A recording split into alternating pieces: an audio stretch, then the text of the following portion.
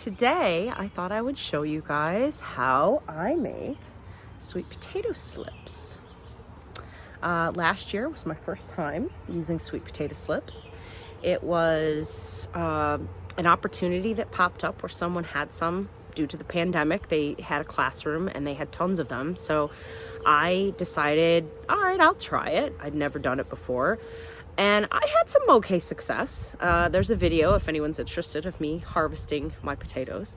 But this year I thought, well, let's try making our own sweet potato slips because I hadn't bought any and I don't really know where to find them other than online. And I didn't know if I was falling behind. So believe it or not, these are some of my sweet potatoes from that harvest that I have hung on to through the winter. They did not get eaten. Some of them were starting to send up little eyes already. You can kind of see that here. These are a little bit bigger because they've been in water for 2 weeks. I don't know how well you can see that. But they had just little tiny nodules on them that I was like, I think if I put those in some water, those will probably grow. And that's exactly how you do it. I did a little bit of research. You do want to try to get the part of the sweet potato that is the bottom into the water, because as you can see here, there is a lot of roots that will form. This one has a slip that is growing, let me see, I'll pull it out, kind of toward the bottom, and it's come up, and then there's a couple more at the top. But they get long. They reach for the sun, and I just have these in my kitchen where it's not as sunny. There's a little bit of light, but not as sunny.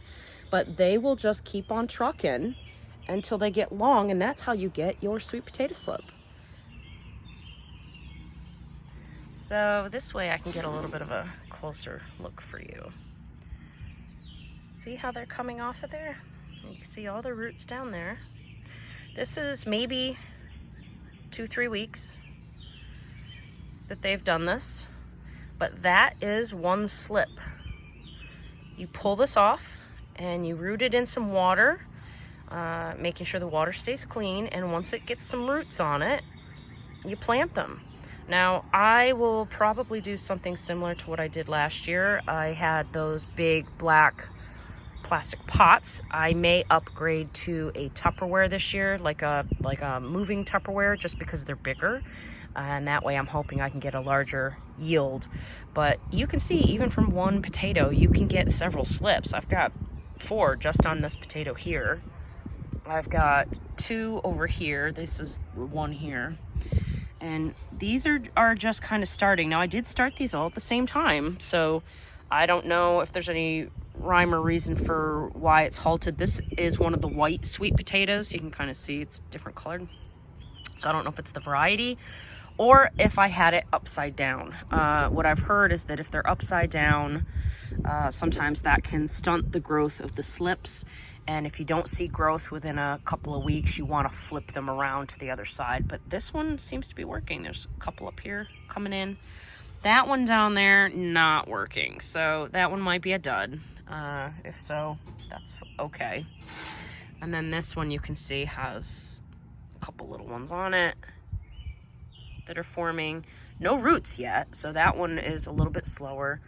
This is actually a piece of one that I cut off because it had some growth on it, but part of the potato didn't look great. So this guy's a little bit slimy, and not probably the best representation of this process. But there is some growth on there, so you can do it that way. One of the things that is important, though, is to make sure your water is clean. So these cups I probably should wash. They have not been washed since I started this process, but I will go ahead and change the water for this video. So I am just going to dump that out.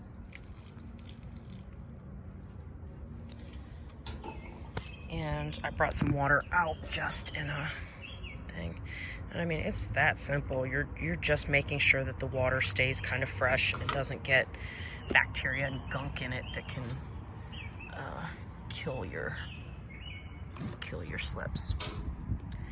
So that's it. Short video today, but I did just want to show you guys, you know, what I'm up to. My friend just visited the other day and saw these on my counter. She said, what the heck is this science experiment you have going on over here?